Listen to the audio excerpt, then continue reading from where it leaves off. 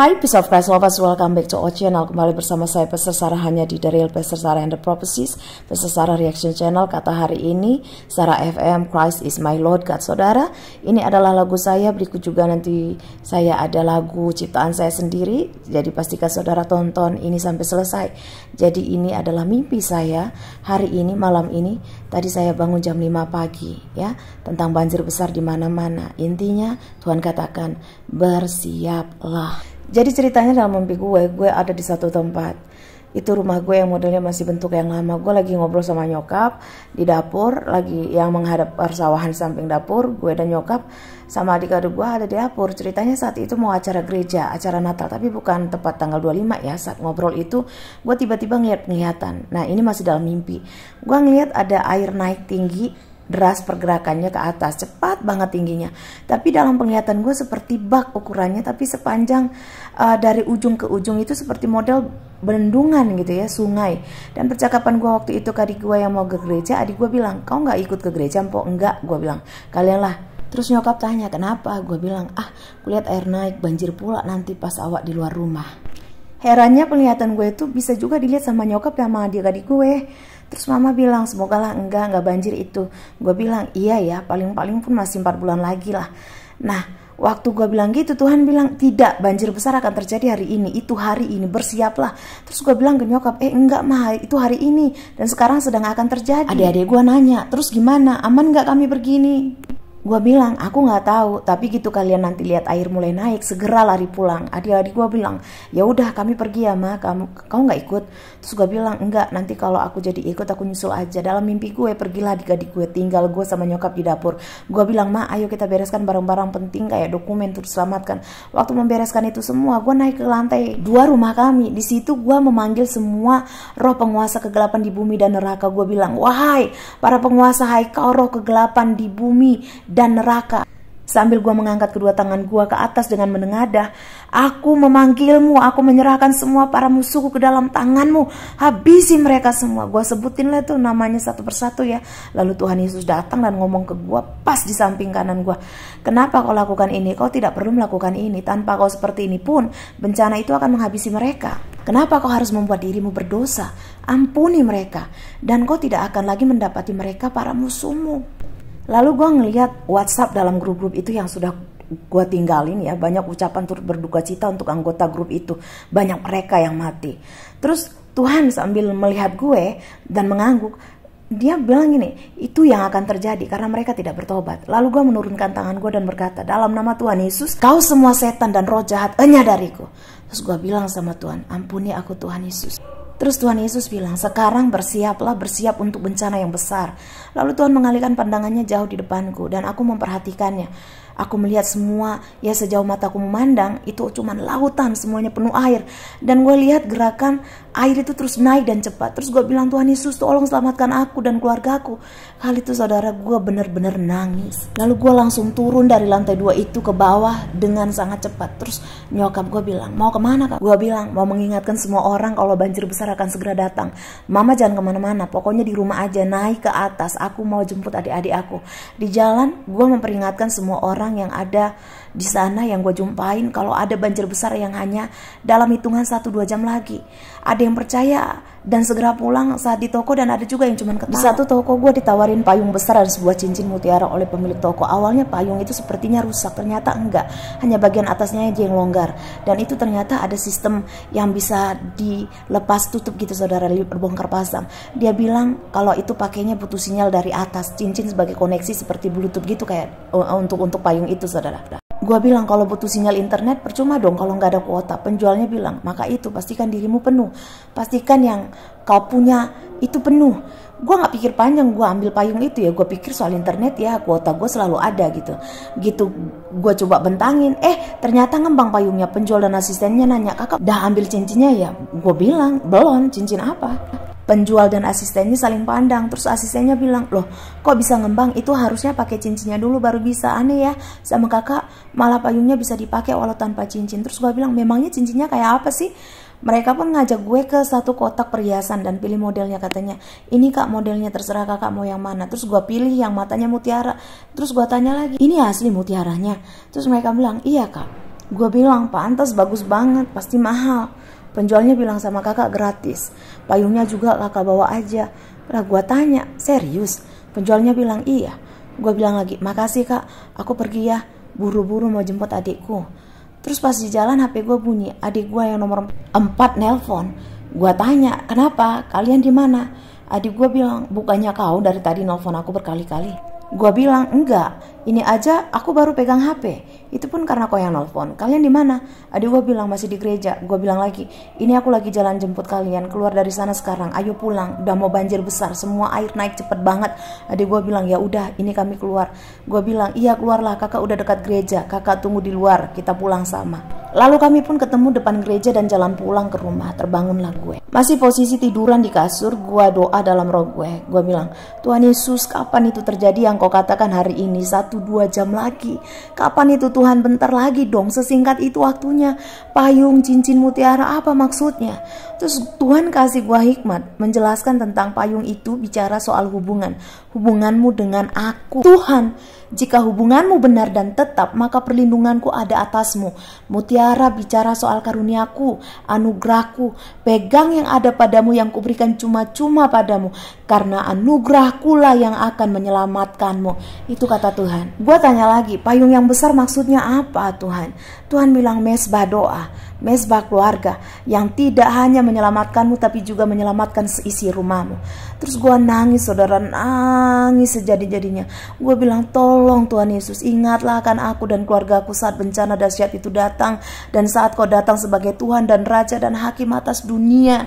Nah pada saat doa itu gue ngeliat lagi satu penglihatan, laut naik sangat tinggi saudara, dan bergelombang bergoncang sangat kuat sampai mengempaskan banyak kapal, dari mulai kapal paling besar, kapal pesiar sampai paling kecil. Dalam hati gue, Tuhan sahabatku, Tuhan Yesus teman dekatku, ada yang kerja di kapal dan ada yang akan menyusul berlayar. Apakah mereka selamat? Haruskah mereka pergi atau stay? Gak mungkin ku larang, itu masa depan mereka. Dan Tuhan gak ada jawaban. Gue nangis saudara. Gue segera menuliskan semua ini supaya tidak lupa, mumpung masih jelas ingatan gue. Dan gue baru bangun dari mimpi tadi sekitar jam 5 saudara, jam 5 teng ya. Bagi siapapun yang baca ini ataupun dengerin ini saudara, gue sangat gak peduli banget lu mau respon apa. Terpenting gue udah nyampein apa yang mimpi gue, apa yang jadi pesan Tuhan buat kita semua. Mau apapun respon lu saudara, gue gak peduli banget. Terpenting udah gue sampein. Jadi kalau satu saat apa yang gue sampein ini terjadi, lu bisa ingat kalau gue pernah bicarakan soal ini. Have a blessed day. Anda menyaksikan Metro Siang dan kali ini kita masuk di segmen Metropedia. Yang kali ini kita akan ungkap temuan bahwa ada potensi bencana besar yang akan menghantam Indonesia. Selengkapnya dalam Metropedia.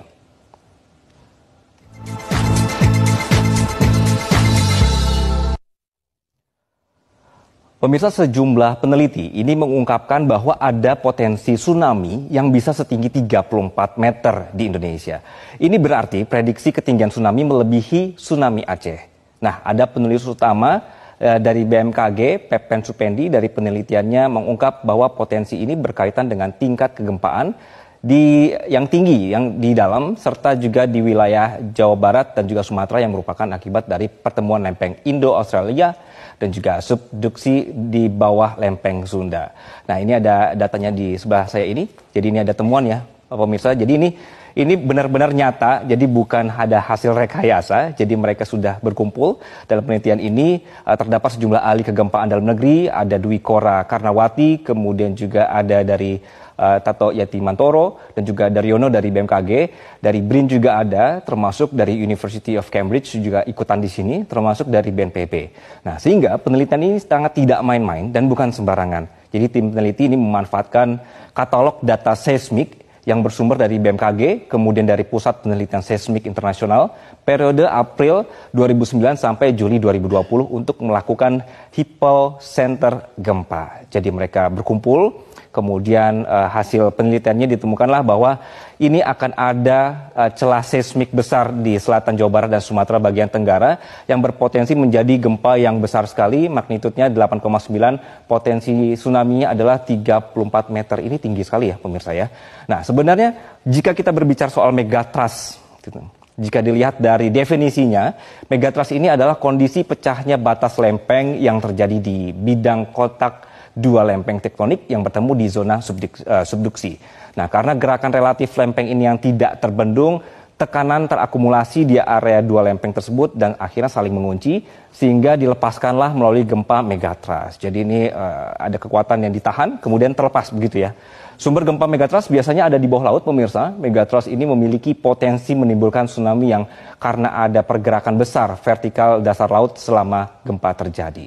Baik, nah megatrust itu tadi definisinya sudah ada apa, kemudian ini mana sih sebenarnya wilayah Indonesia yang akan menjadi perhatian ya? Nah, karena negara kita terletak pada bagian cincin api Pasifik yang membuat Indonesia rentan bencana, terutama gempa dan tsunami. Dalam buku Pusat Studi Gempa Nasional disebutkan bahwa sumber gempa dari segmen megatrust hanya berjumlah 13 segmen. Tapi ini bukan hanya sebenarnya. Jadi kami coba ilustrasikan di sebelah kanan saya, kalau bisa difokuskan atau di sebelah petanya, pemirsa. Jadi ini adalah segmentasi megatrust di Indonesia, ada beberapa. Satu adalah ini barat Sumatera, ada 6 segmen. Kalau misalnya kita bisa lihat di sebelah sini pemirsa ya. Oke, ini ada 6. Kemudian juga selatan Jawa ada 3 segmen. Selatan Bali hingga Sumba ada 1 segmen. Utara Sulawesi ada 1 segmen. Lalu Maluku ada 1 segmen dan utara Papua ada 1 segmen. Ini adalah yang sudah dipetakan. Nah, kemudian yang berwarna oranye yang Anda saksikan ini adalah ilustrasi misalnya keberadaan subduksi lempeng Indo-Australia yang menujam ke bawah lempeng Eurasia. Ini merupakan generator kuat sekali untuk terjadi gempa. Jadi wajar jika selatan Jawa ini menjadi kawasan rawan gempa dan juga tsunami. Dari data BMKG ini menyebutkan bahwa gempa di atas 7,0 di Jawa ini terjadi sekitar 19 kali. Kalau dihitung dari tahun 1840 sampai 2006. Dan kalau tsunami-nya sendiri ini ada 5 kali sudah pernah terjadi. Begitu. Nah, ini menurut Kepala Mitigasi Gempa Bumi dan Tsunami BMKG, Daryono, berdasarkan frekuensi kejadian gempa yang merusak, sesar aktif sebenarnya lebih sering terjadi dan menimbulkan kerusakan serta korban jiwa dibandingkan dengan megatrust. Namun megatrust sebenarnya relatif jarang terjadi, hanya saja sumber gempa megatrust ini mampu membangkitkan gempa dahsyat dengan magnitudo 8 hingga 9. Jadi meskipun jarang, ternyata dampaknya besar sekali. Sementara sumber gempa sesar aktif rata-rata hanya mampu memicu gempa paling tinggi 7,5. Yang membuat beda, gempa sesar aktif yang lebih sering terjadi banyak berpusat di daratan, dekat perkotaan, kemudian bahkan tempat tinggal kita sendiri, pemirsa.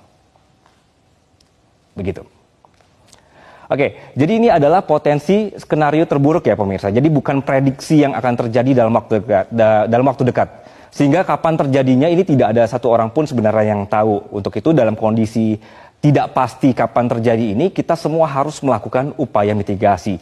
Dan penelitian ini sebenarnya bukan untuk membuat kita takut atau membuat kita panik. Sudah cukup banyak sebenarnya peristiwa bencana ini di masa lalu. Jadi kita perlu untuk terus mempelajarinya untuk meminimalisir dampak dari megatrust itu sendiri. Sekali lagi karena kita tinggal di negara yang alamnya subur namun juga rentan bencana, pemirsa, sudah pasti bencana ini akan terjadi. Tinggal kita yang harus beradaptasi. Jadi oleh karena itu orang-orang yang meneliti peristiwa ini juga orang-orang yang sangat paham di bidangnya, sehingga kajian-kajian seperti ini diperlukan untuk memberikan rekomendasi ke kita, ke pemerintah soal apa yang harus kita lakukan ke depannya, begitu.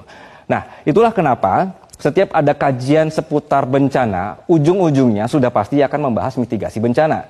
Nah, sudah siap belum seandainya ini amit-amit begitu ya, seandainya terjadi potensi tsunami 34 meter ini.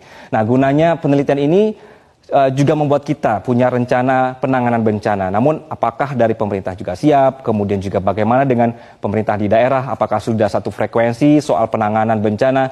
Inilah yang kemudian disampaikan pakar tsunami BRIN, Ujo Kongko, yang menyatakan bahwa ini ada pernyataannya ya, kita perlu review kembali dokumen rencana kontingensi dan juga rencana operasi, peta-peta jalur evakuasi, kemudian juga sistem peringatan dininya untuk mitigasi tsunami, terutama di daerah-daerah pesisir Jawa dan Sumatera. Nah, jika kondisinya saat ini sudah ada permukiman manusia di daerah pesisir, bagaimana kemudian kita mengatur tata ruang dan pergerakan saat tanda-tanda tsunami muncul? Inilah butuh fokus pemikiran juga untuk kita menjadi sigap terhadap bencana, begitu. Dan yang terpenting pemirsa, Ini juga harus kita semua sebenarnya harus mau meluangkan waktu untuk tahu langkah-langkah kalau misalnya terjadi dalam atau terjebak dalam kondisi darurat itu seperti apa.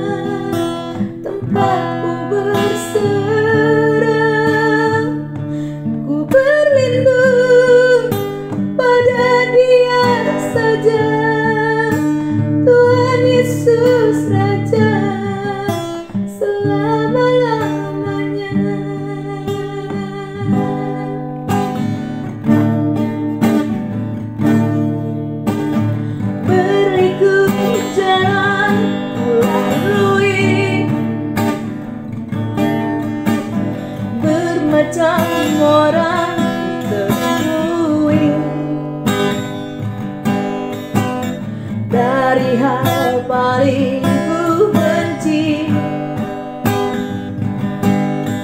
sampai dia yang paling menyakiti, semua hanya jago menghakimi, memfitnah laga so paling tahu. Dasar kau iblis itu kang bully, kasihan deh lo, kau bukan levelku. Beriku jalan ku lalui, bermacam orang ku temui. Dari hal paling ku benci sampai dia yang paling menyakiti, semua hanya jago menghakimi, memfitnah laga so paling tahu. Dasar kau iblis itu kan bully, kasihan deh lo,